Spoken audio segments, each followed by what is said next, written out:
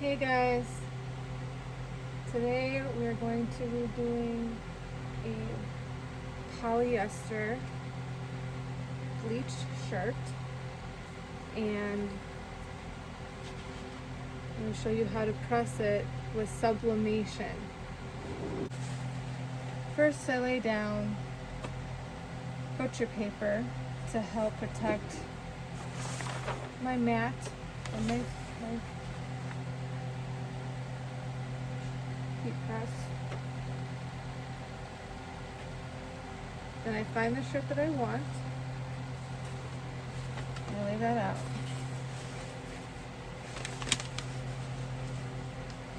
And it's all wrinkly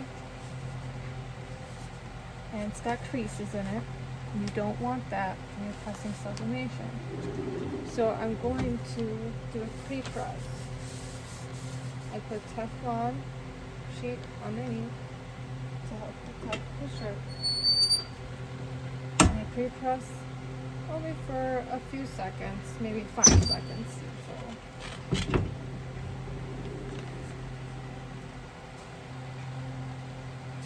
And now it's a lot smoother. There's still some creasing over here, but I want to do some rinse rolling.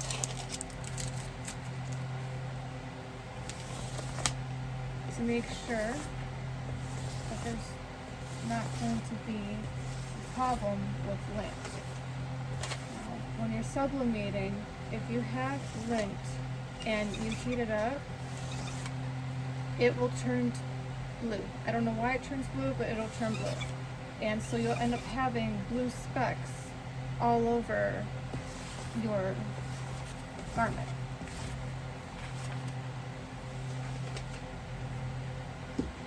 With that, my heat press is also still in the middle of heating up to 375 degrees.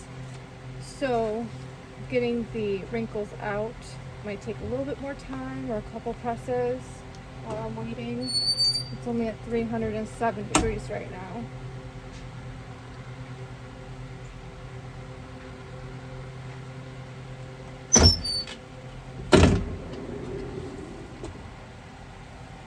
That's much better. I'm going to let it cool down while the heat press is still trying to get to the desired temperature. Today, I'm going to be doing this design. We're going to see how it looks on a bleach splattered shirt. I printed this off of size 11 to 17 paper. Now, it looks all faded right now because the inks on the paper, they don't get vibrant until they're pressed with heat. So when it prints, if it's not vibrant and bright like you would on a normal printer, that is fine. It's supposed to be like that. I tear the edges off. You can see I tear edges off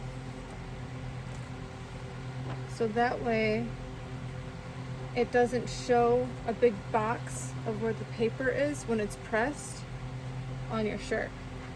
So this will help it kind of fade out, so that way your shirt doesn't have a box around the design. Taking the edges off of the design and making it uneven and having that, I don't know if you can see it, but having that extra fade out, so it goes from the paper to a lighter, less paper as you go out. That way it has more of a fading effect and it's not a constant noticeable square. We'll take butcher paper, another sheet of butcher paper,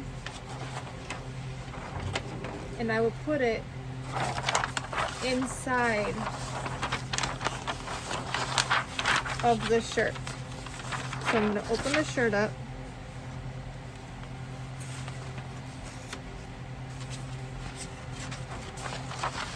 And I'm going to put this inside.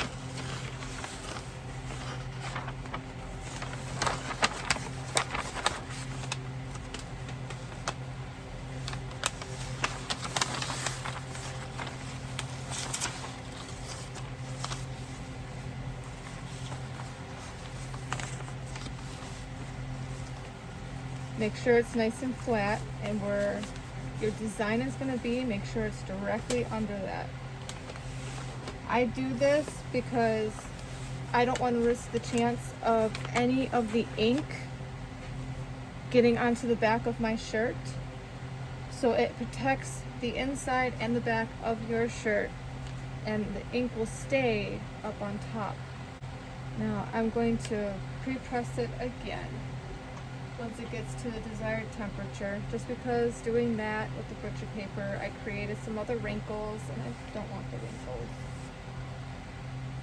I want it to be nice and flat so the design presses into the fabric evenly. If you do press it and you have these wrinkles in there, it will mess with the design and how it comes out. Now, in order to get a good middle, I bring this over and I crease it to the middle like that. So I'm going to line this up so it's nice and even. You can do this, probably be easier if you did it before the butcher paper, but I'm just doing it after. You can do it either way that you like. And you press it down for a couple seconds. It doesn't need to be long, just a couple seconds. Because what you want to be able to have is this crease right in the middle of your shirt. And you see it created other creases, which is okay, because I know exactly where the crease is supposed to be, right here in this middle part.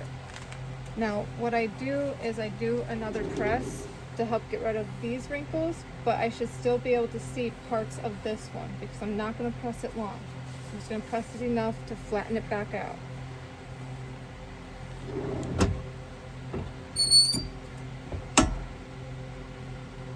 Maybe 3 seconds.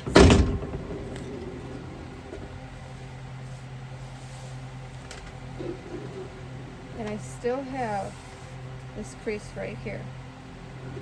I'm going to let that cool down for a minute.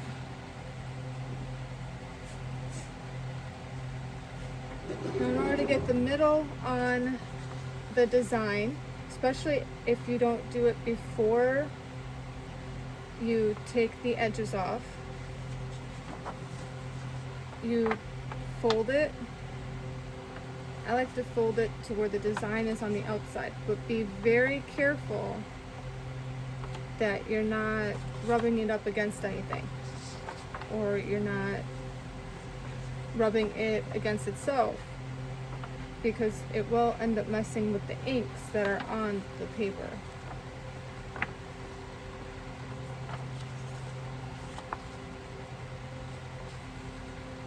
And I go by where the edge is,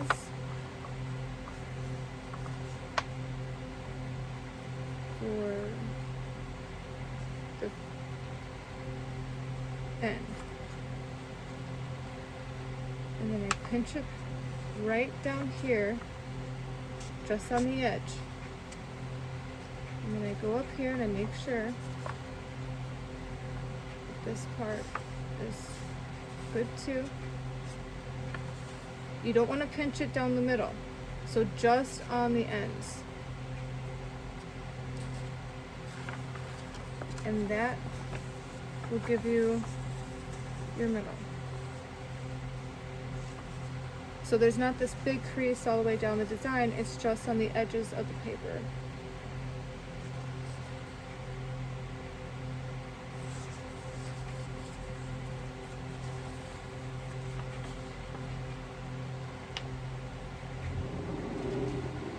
Then you place it upside down and you line up those creases.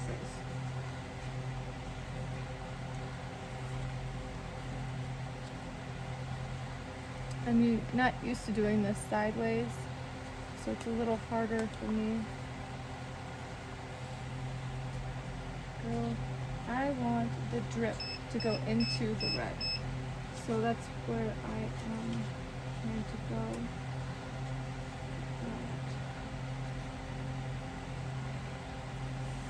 Now, with how this is with the bleach, there isn't much over here, but there's a big gap over here.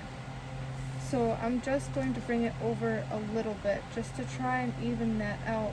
Otherwise it's going to look really uneven because of where the bleach is.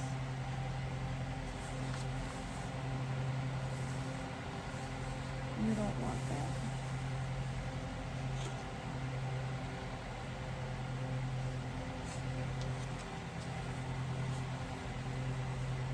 So that lines up with the crease. This one.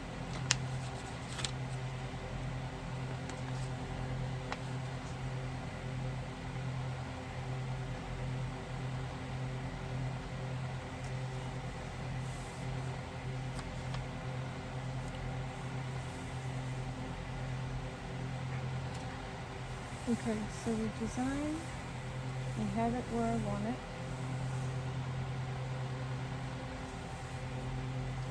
I'm going to tape it with heat resistant tape.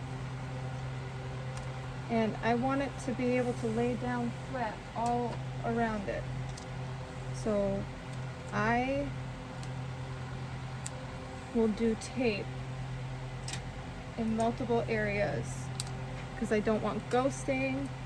I don't want it to lift up in a spot and not press where it should have been or it move. Because if you don't tape it down, there's a bigger chance that it will move as you are pressing the heat press down. And that could end up wrecking your design, causing ghosting, and just not something I want to risk. So I put heat tape all around to make sure that it's going to stay where I want it to. If I keep it in a rectangle and I have that, like it would be a box, then it would be easier to tape just like one side here, depends on how big it is, maybe 2 on each side, and then something on the top and bottom just to keep it in its place. But because I have all of these edges and it's uneven, I want to do an extra amount of tape just to make sure that those edges stay down where they need to be, so it doesn't lift and we don't have problems.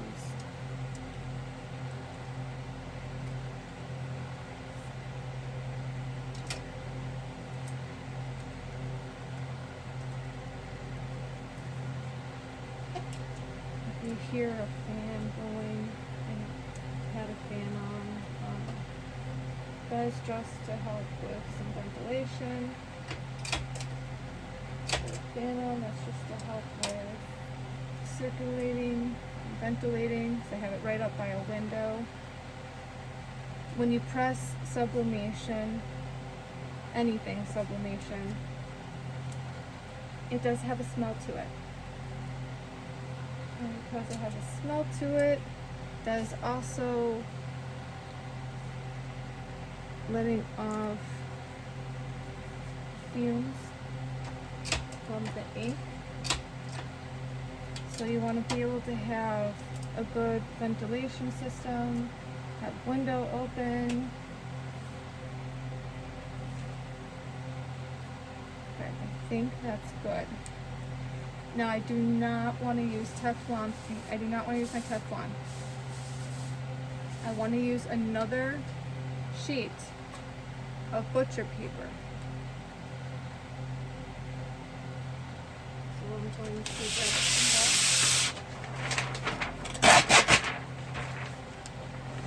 and lay it right on top, enough to cover my shirt the width of the heat press, because I don't want it to get too hot on parts of it and burn it. I don't want any of the ink to get on the heat press, because you can end up wrecking your heat press if you get ink on it. And then you try to do another design and you press down, but there's ink on your heat press. Some of that ink will get transferred onto your other garments that you're trying to do. So make sure that you have your butcher paper handy. I'm going to press it for 60 seconds.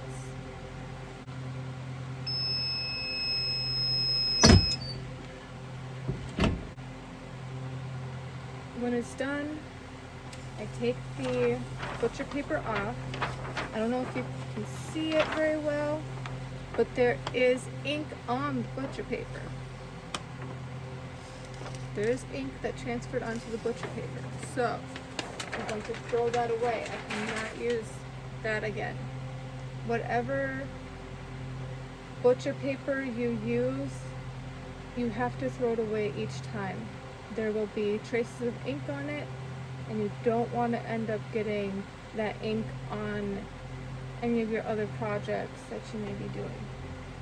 I'm going to let this cool down for a couple minutes, and then we'll take it off and see the results.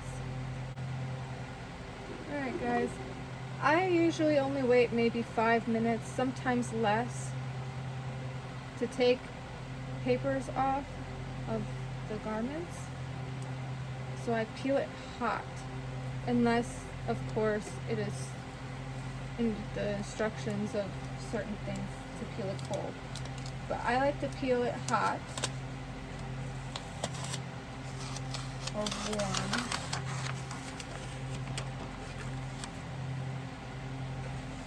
And there will still be ink on your paper, but you see how vibrant this is?